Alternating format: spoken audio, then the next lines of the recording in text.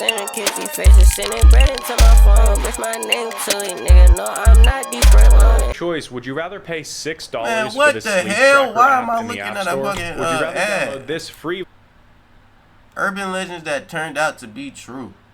Baby girl, let me ask that. Bitch, I want you. Ooh. Hello everybody and welcome back to a brand new video. So the last one of these did absolutely crazy. I have no idea why.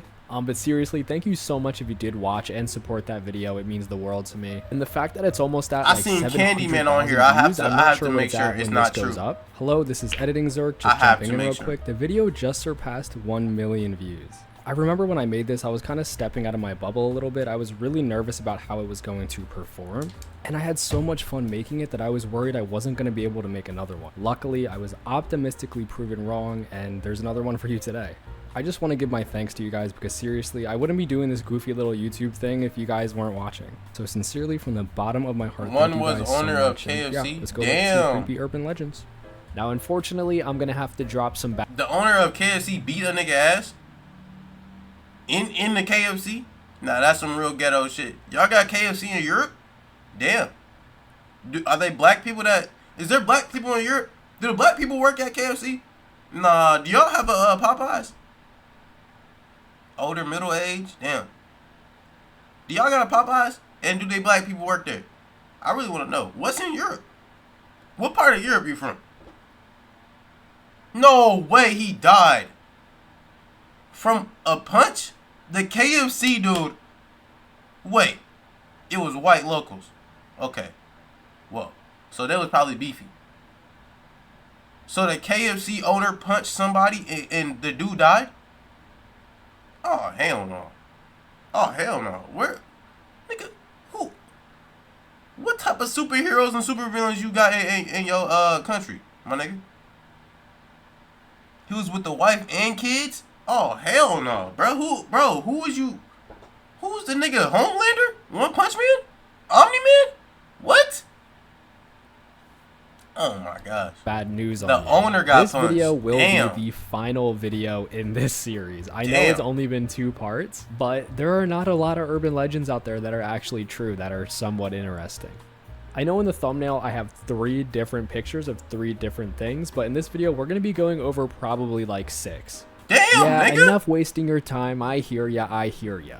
Let's get into what you came here for and let's look at some spooky urban legends. Damn. Walked into some restaurant and got So this first urban legend is called the Maine Hermit.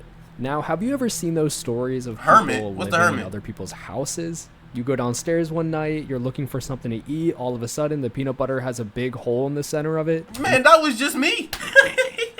That was just me. That was just me. That's my fault. That's my fault. That was just me. I didn't know other people did that shit too. I mean, it like feel weird when you like put it in for real, and like, but you know, maybe like make the dog lick it off or something. You live alone and you're like, why would anyone do? I wouldn't do something like that.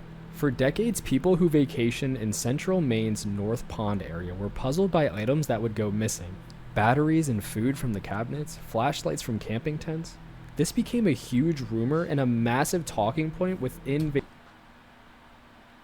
Wait, there was a Brit footballer that punched a Danish soldier that talked to his wife at a bar. Wow, so the soldier got killed by a footballer off a punch? Man, that ain't a real soldier, bro. I ain't gonna lie. Why is the soldier the one getting killed off a punch? Real shit. Real shit. I thought that nigga was supposed to be, you know, burly and you know, he's supposed to be a soldier. Come on, bruh. Don't they enhance their body with some type of drugs or something? Don't they do that? I could have sworn they did that to Captain America. Damn, trained boxer in the bar. Okay, well, if the boxer got killed, bro, there's no fucking way. Vacationers in the North Pond area of Maine, striking fear in the ones who camp there or just vacation in general. Unfortunately, the rumors were true. For 27 years, Christopher Knight lived alone in the woods within that area. He kept tabs on the hikers, canoeists, and other temporary residents of the grounds. When he was confronted by a game warden in 2013, Knight admitted that he was responsible for an average of around 40 robberies a year. So in 1986, at the age of 20, Knight actually left his home and drove to the North Pond area in central Maine. Without any plan or preparation, he decided to live in the forest.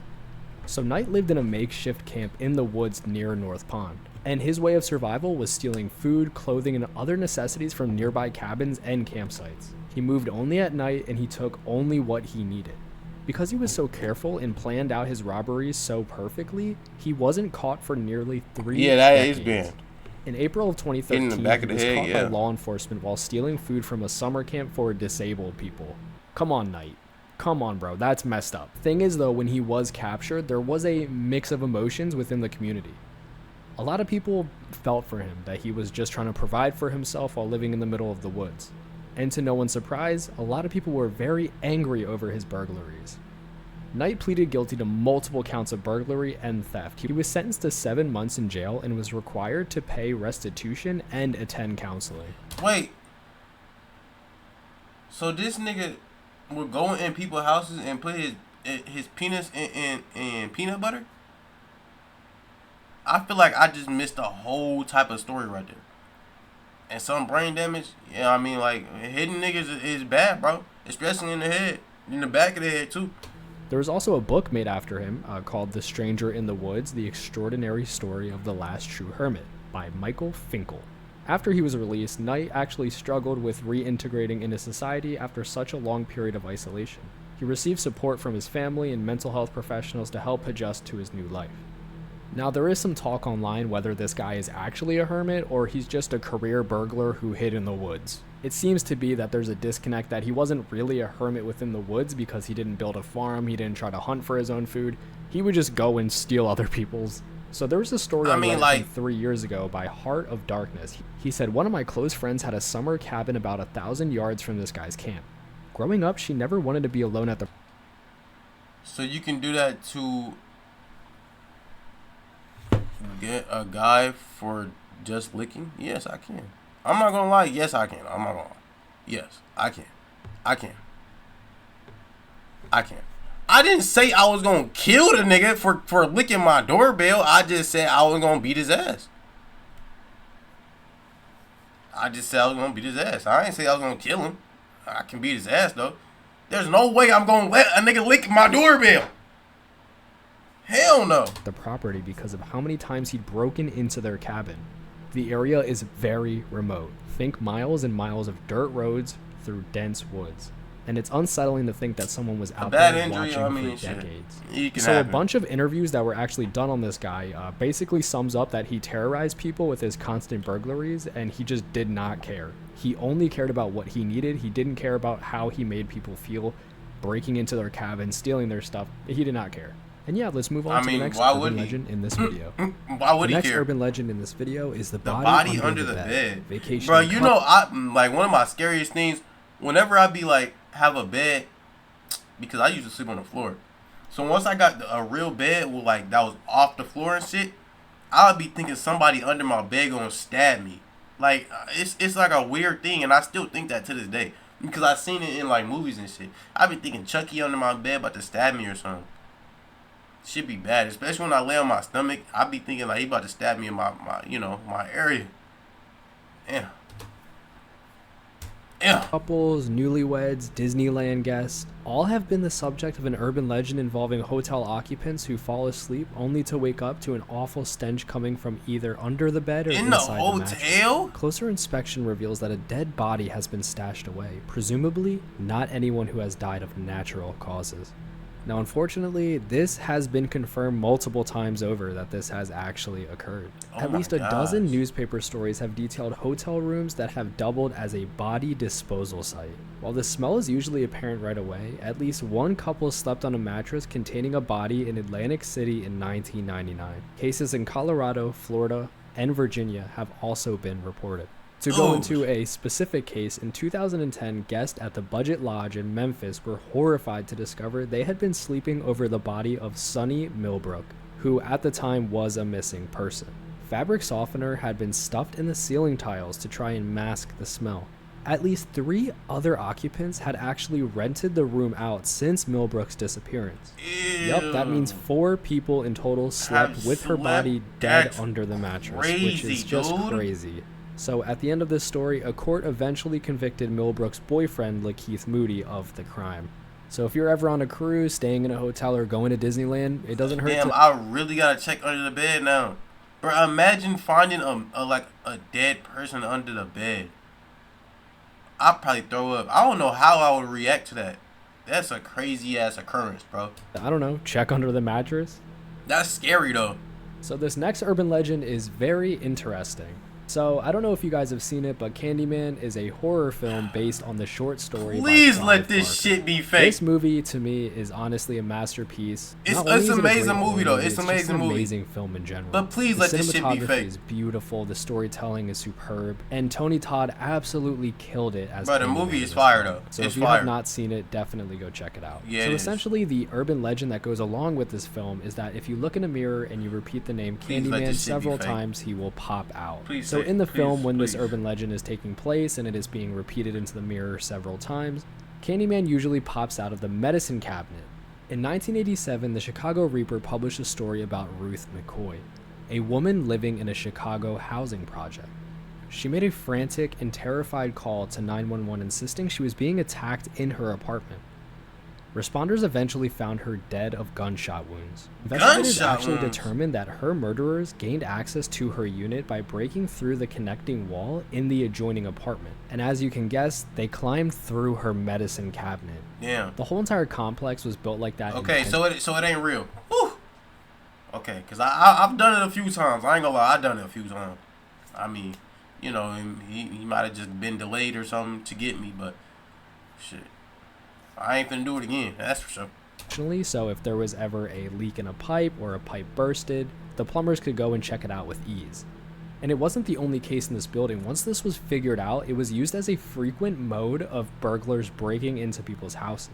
This one is absolutely heartbreaking, and if I do recall from my research, people actually thought of this woman as Ruthie Mae McCoy was the type who talked to herself and cursed strangers on the street. When she called 911 and reported someone was coming through the medicine cabinet of her Ebba Holmes apartment, she might have been hallucinating, but she wasn't. Damn. Kind of crazy, and she would say crazy things, and no one took her seriously. And when she called the police, they just did not take her serious at all. They were in no hurry, they were in no rush, and due to that, she was murdered for it. Damn. So yeah, this is definitely a downer to read, and it was very upsetting to research this story. That shit sucks.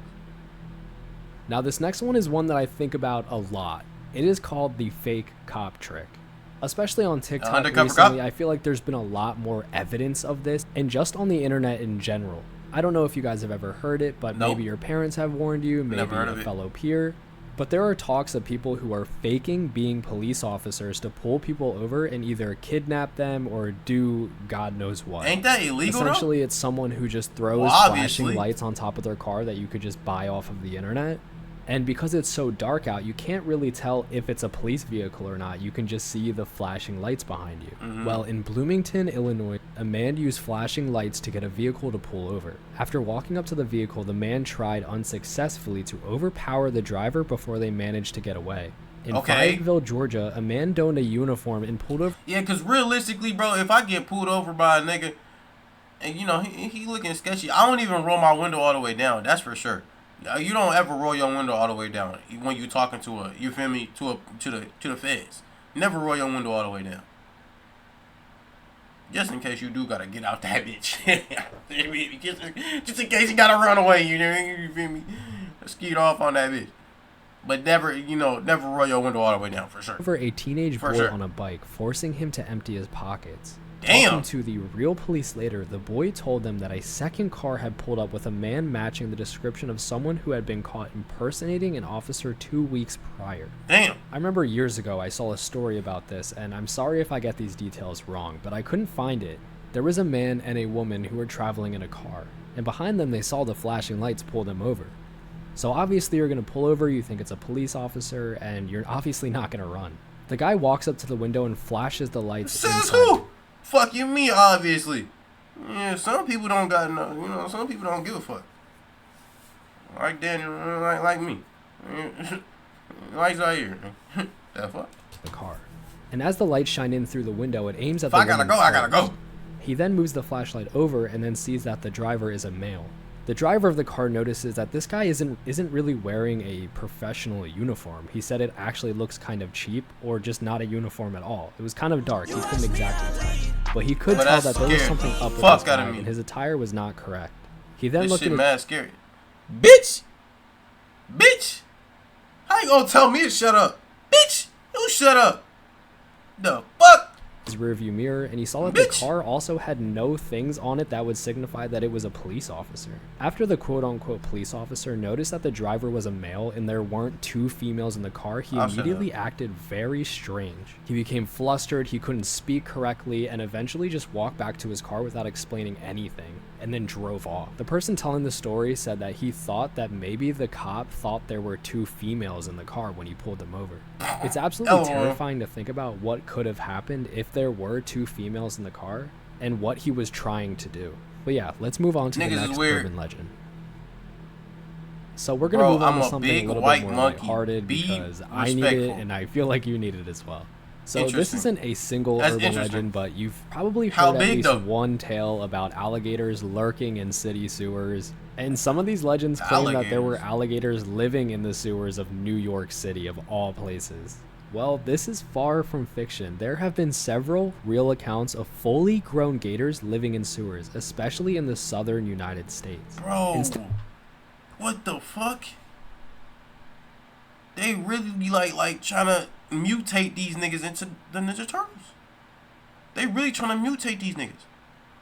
Yo, later on, bro, these animals they gonna get crazy. I know what I'm doing if I see some woman alone in the car too.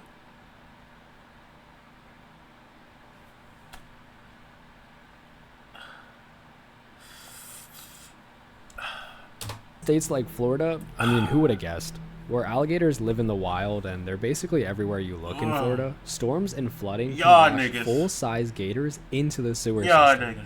And what's crazier is that police officers actually did pull a 2-foot-long baby gator from a New York City sewer in 2010. Unfortunately, gator colonies are a myth when it comes to New York City. There were some talks that there were full-blown like colonies of gators living. Bro, I feel like I could fight a gator. I'm sorry. There's no way I know I wouldn't get killed by no gator. If we on land, we both on land, bro. There's no way I'm losing to a gator, bro. I know I'm not. That shit can't be stronger than me, bro. I'm sorry. All I gotta do is get on top of him and put him in that chokehold, bro. Put him in that guillotine or something. I'm telling you, bro. There's no way I'm losing to a gator. That shit weak as hell, bro. He can't even turn properly, dude. Sewers of New York City. According to science, a full-grown gator could not survive a New York City winter. So there's no colonies of alligators. Now that shit's crazy. That shit's crazy.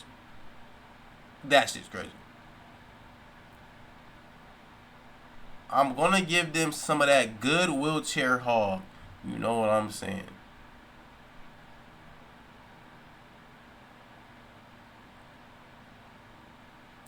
You in a wheelchair? How was you gonna do anything to a female? I ain't gonna lie, bro. I feel like if you getting pussy and you in a wheelchair, bro, you got it, bro. You got it, without a doubt. You probably like the LeBron of wheelchairs, bro. You got it. If you getting coochie and you in a wheelchair, bro, there's nothing nobody can tell you, bro, without a doubt. Look at this fat ass fucking alligator, bro. There's no way I'm beating that shit. As cool as that kind of sounds and terrifying as well, overall, it's just a goofy little one. And who knows, maybe when you're roaming around in the sewers like the kids from It, you could run across an alligator and befriend it. Don't try to do that. Why? Bro, this next alligator not beating me, bro. Leloyan.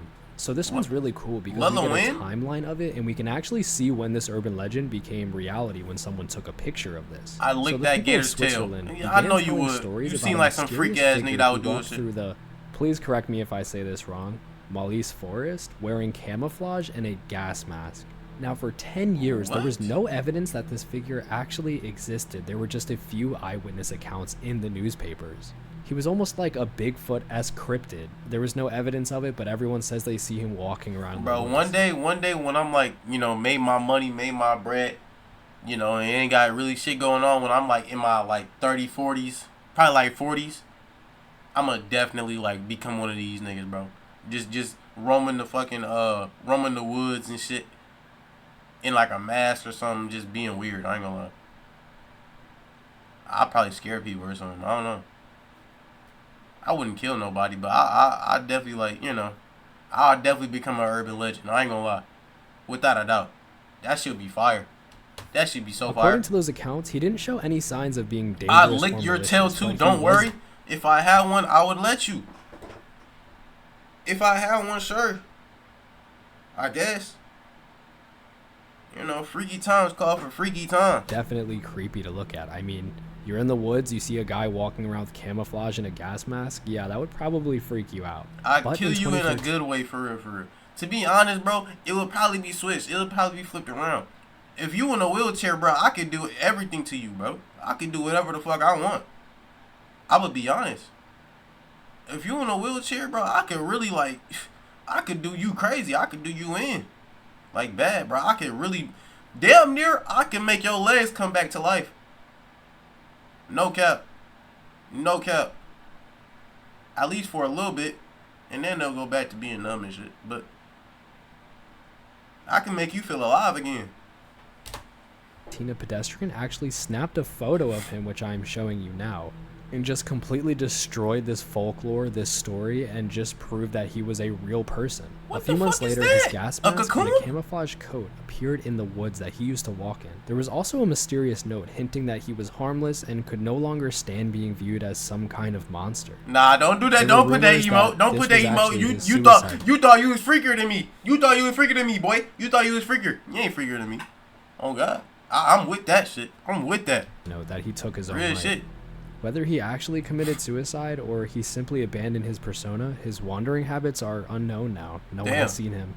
I'm not sure why like, that he was would be doing me, this, bro. If he wanted to stir up the pot a little bit, or maybe he was just a dude I'm definitely going to become an urban legend at some point. It is crazy that he was walking around for all these years, and the moment a picture came out, no one has seen him since. Damn. He was either really committed to this bit or something unfortunate happened to him. But I guess we'll never know. Have a gas mask too? I don't even want to. Now this one is pretty short, but it is super cool. So residents of Puebla City, located in southeast of Mexico, told folk tales about a mysterious network of tunnels hidden beneath the city. For hundreds of years, there were no such tunnels that were ever found, so people assumed that there were nothing more than stuff of legends. But then in 2015, I'm hearing shit now, bro. I'm getting scared. Why am I scaring myself? I'm about to play a scary game after this. Oh, I might not. It's kind of late. I might not. Actually discovered a very real tunnel beneath the city. Crews began excavating the site and eventually discovered around 6 miles of tunnels snaking under Puebla's streets.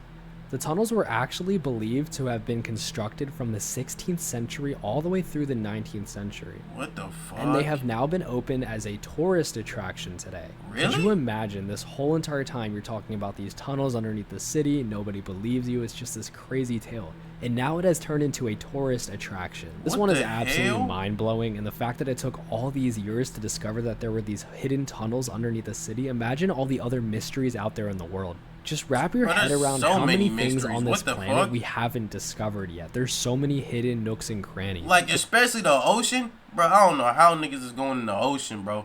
Y'all are crazy.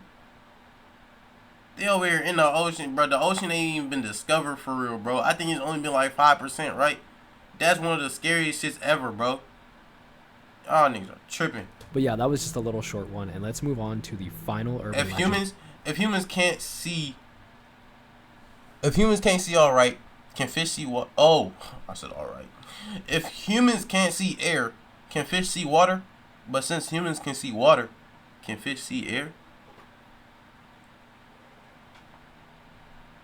I'm not even high right now, bro. I'm not high right now. But I'm gonna answer that for you right now. Fish can see water for sure. Water is physical, bro. Air is not physical at all. Air is air, my nigga. It's elements, my nigga. Water is an element. Air is an element. Air, you can't see air. Nobody can see air, bro. Not even animals. But fish can see water. Everybody can see water. It's physical liquid, bro. Everybody can see water. Even if you inside it, you can see the water. Trust me, bro. Trust me. My cousin is a fish, literally. I be talking to him like every month, like once a month. He over there in the Pacific though. But maybe fish can't see water. Nah, fish can see water. I asked him that already. His name is James. I asked him already. He said, yeah, bro, we can see water, bro. I don't know why y'all dumbass humans be thinking that. Like, I don't know why he called me a dumbass, but yeah, they can see water for sure. In this video. So the final urban legend that turned out to be true is Bigfoot. I'm just joking, everyone relax. I just want to add, guys, it's currently 10:35 when I'm recording this, and it is pitch black in my room, and I am so scared looking through these urban legends. Yeah, the bro, only thing I'm keeping me scared comfortable too, right and now my is light talking on, to you bro. guys. Feels like my friends just here in this room. Yeah, friends! So I said I'm going to move on to my final one. How many of us have done? I have basically read to you every urban legend that turned out to be true that I could find on the internet. The only one that's left is the Alice killings. And I wouldn't even really say that this is an urban legend come true because there are just a little bit too much of a difference between the two stories. So the story of the Alice killings is one of Japan's most famous urban legends. The legend revolves around a series of killings that supposedly... I watched a girl get freaked by a fish. She was Asian. Where did you watch that at? I just want to know, for real. Like, where did you watch that at? Like, was there a website or like, you know, was your meat out while you was watching it? Cause you know, I ain't judging. You know, I might, you know. Where did you watch that at? Occurred between 1999 and 2005. The victims had no relationship to one another, and the killings seem unrelated in every way, but they shared a haunting similarity. A single playing card was found by each body with the word Alice written in the victim's blood. But there is no evidence, however, that the body would shared a haunting similarity. Dark web, they made her. And where you be at on the dark web? Like how you get on the dark web? I don't know if this is a conversation we should be having on stream. But, I mean, like, shit, how you get on the dark web? You know, how you do that? How you get there? How you get there? A single playing card was found by each body with the word Alice written in the victim's blood. But there is no evidence, however, that these killings ever took place. Go? Is that actually... Yo, dap me up, my nigga. I got a private divide. Nah, I'm playing. What the hell? At all. And the only truth that's connected to these is that there was a serial killer who identified his murders with playing cards, but he also operated in Spain and not in Japan. Damn. His name was Alfredo Galán. He was 26. So he was a tagger. I ain't gonna lie. I don't know. I think it's so stupid to tag your own killings, but like some people got ego, I guess. I had Secret Service go to my house. All you gotta do is threaten Biden. Damn. Yeah, damn. That's crazy. Wow, that is so. Can't have that happen to me. Doing things like this and throwing your life away.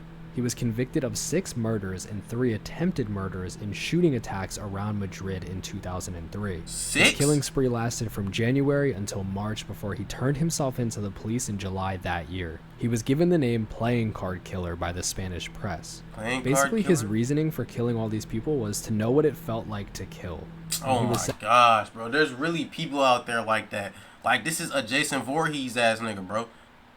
Like, literally, there's people out there like that. It's a Jeffrey Dahmer ass nigga, bro. This is crazy. Sentenced to 142 years in prison. So damn! It's safe to say he's not getting out anytime soon. And yeah, that brings us to the ending of this video and the ending of this series.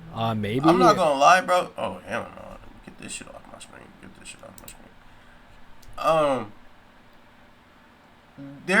I feel like everybody... I don't know. I might be talking for myself. This might get me in trouble. Dude, nigga, oh my gosh. I was just about to say that. Like, I feel like everybody, like, would like to know what it feel like. No cap. Cause I kind of I want to know how it feel like too, but in a certain way. Like obviously I would never kill a actual human, but I want to kill a zombie or something. And I be having zombie dreams. I feel like a zombie apocalypse is dead ass about to come.